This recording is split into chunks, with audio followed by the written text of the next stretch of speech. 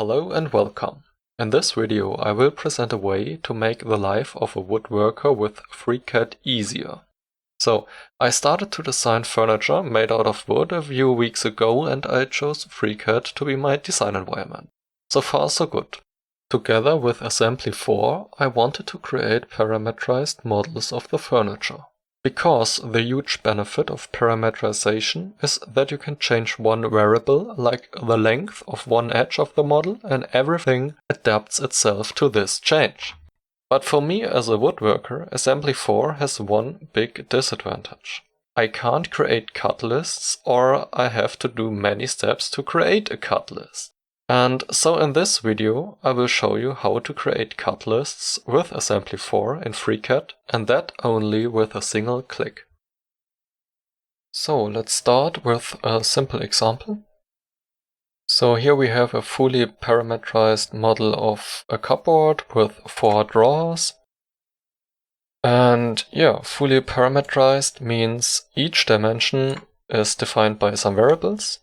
I saved them in this application called variables, where we can change, for example, the width of the cupboard. So we can change it to 2000 millimeters instead of 900, go back to our model, recompute it, and now it's a little bit wider.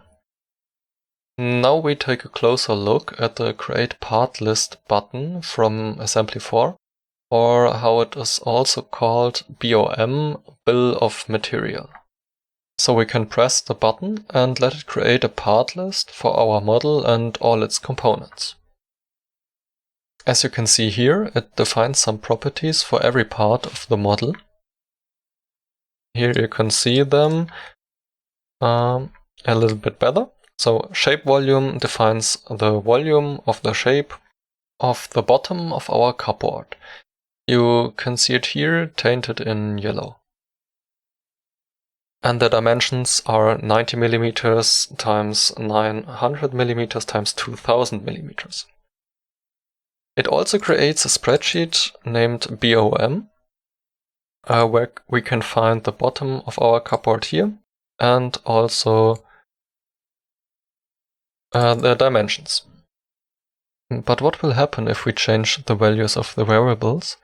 For example, if we change the width of the model, we type in 900 millimeters and recompute our model. So now it looks like before. But if we take a closer look on our spreadsheet, nothing happens. So you can say, okay, let's recalculate it. Go back to the model, create a part list again. And yeah, nothing happened. It stays the same.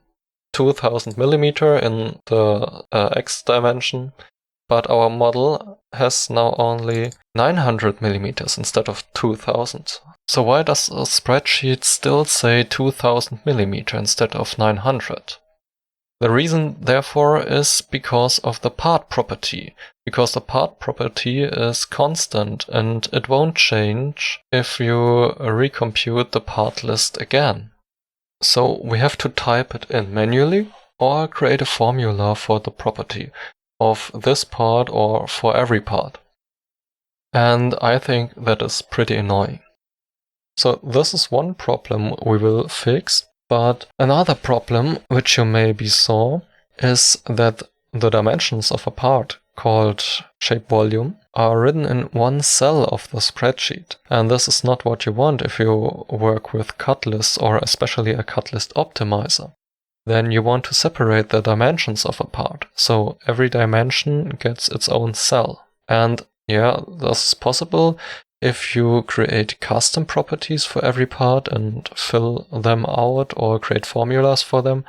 But yeah, I have a prettier solution, I think. So what I did is to write a little extension for the Create Part List button of Assembly 4, and in the next part I will show you how to install this extension. Okay, but how to install this extension? So therefore you go to the website, the link is in the description. And the website is my GitHub repository. There you can see 4 files in a folder, and what we have to do is to download all this stuff.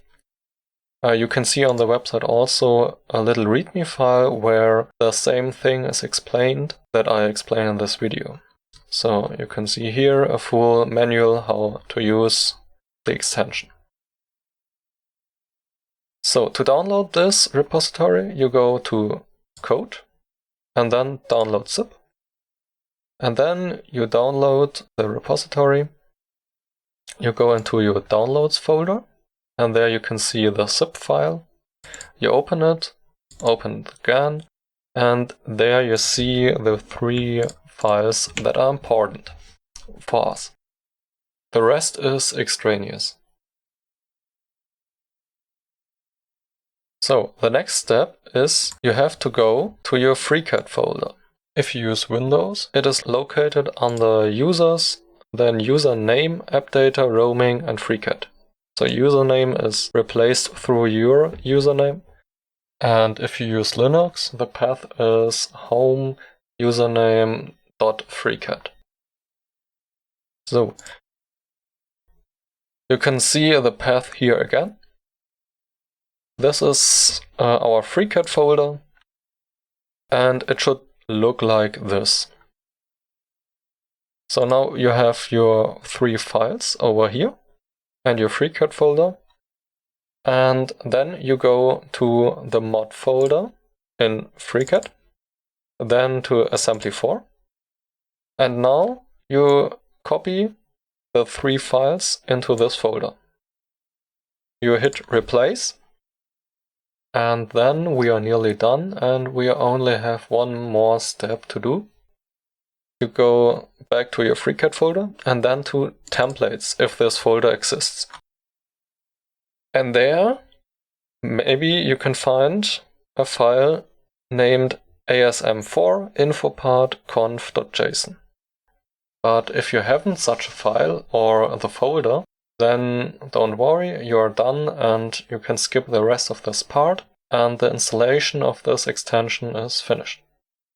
If you have this file, then you just hit delete, and that's it. Maybe you have to do a backup of this file before you delete it, if you want to undo any of the changes of this extension in the future. Now you installed this extension for assembly4, and in the next part we will see how to use this extension with your model. Now we are back in assembly4, and let's see what the extension adds to the Create Part List button. So we select our model and then press the Create Part List button. A new window opens which asks for a folder for the Cutlist files. The Cutlist files, we will see in a second what they are. First we select a folder where to save them, for example documents, and press OK. Then the log of the part list or the BOM shows up, and yeah, you can press OK. Now we can see 5 spreadsheets instead of 1. If you remember, at the start we only saw the BOM spreadsheet. Now we have also a Cutlist 19, 9, 16 and 2 spreadsheet. But what they are for we will see in a moment. But now let's focus on the BOM, or the new BOM. You can see it's a huge table. The spreadsheet consists out of a lot of properties of the parts. Every row is a part, and here you can see the name of the part in column B. Here you can find them or identify them by their name. The first column is the model name of which the part is a part. So for example, you can see the drawers with size S here. This is drawer with size S and it has 4 parts. Then the drawer with size L, with size M and S+. And also we have the whole cupboard as a model.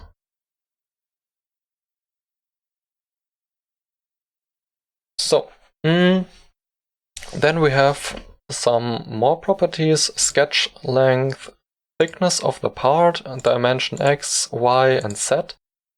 Normally, the thickness of the part should equal dimension Z.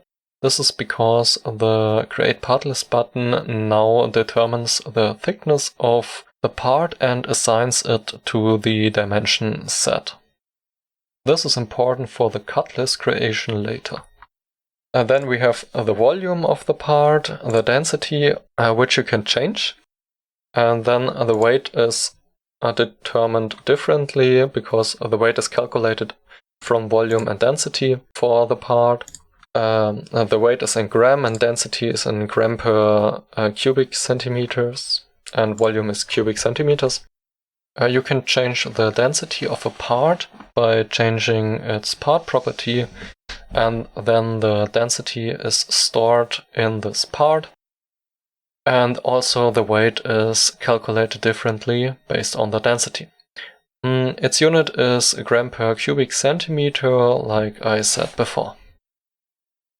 Then we have price per piece. It is default 0, but you can change it also in the part properties. And then we have quantity of the parts. You can see a drawer with size S has this part here with quantity 2.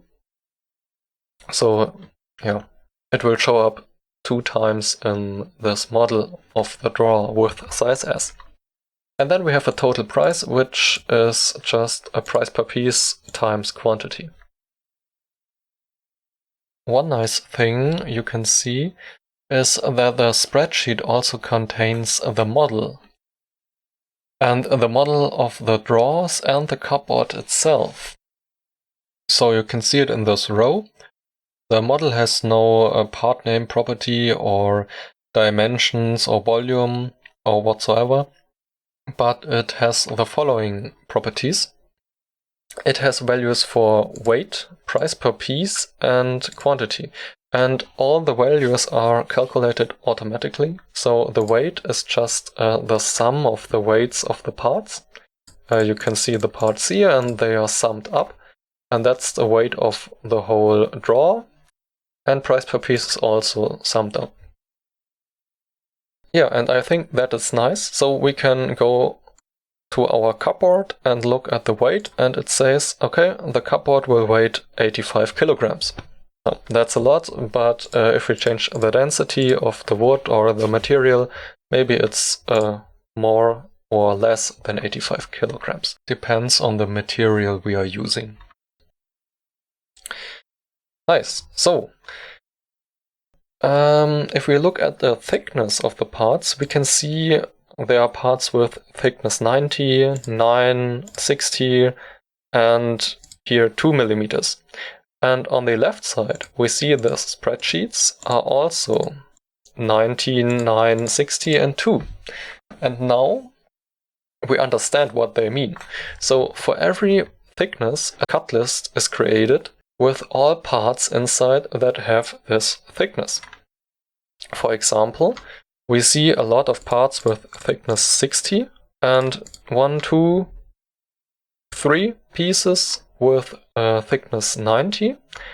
And then we look at the spreadsheet and there are the 3 pieces with thickness 90. And because it's a cut list, it's a 2-dimensional, it consists out of 2-dimensional objects. So we only have a length and a width. And the thickness is saved in the file name. And we have the quantity, and these are, well, the labels are the part names, and enabled is, you can ignore it. So we have for every thickness a spreadsheet which looks like this.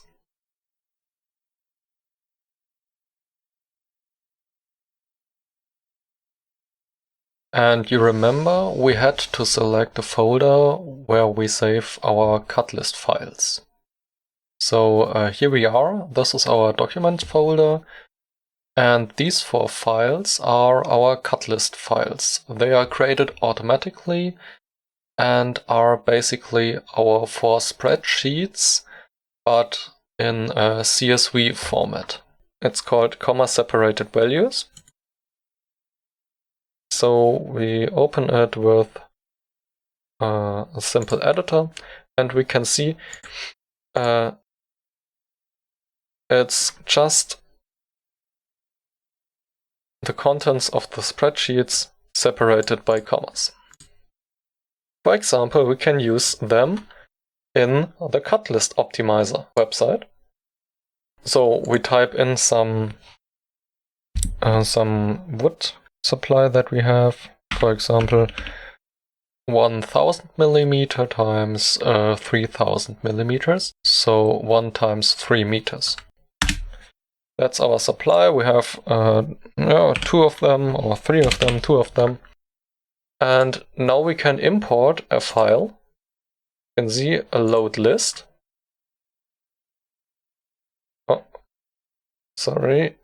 Here, import CSV file. Then we go to Documents, copy our 60 millimeter file, and now it's automatically imported because of the format. And then we can calculate it, and it creates an optimized cut list for us and for our cupboard. You can see here the labels of the parts, and yeah, that's pretty neat. And we only have to do one thing, and that's to press on the Create Part List button. So it calculates the best way, but it is not finished yet, so we will continue. So back to FreeCAD, one more thing I want to show you.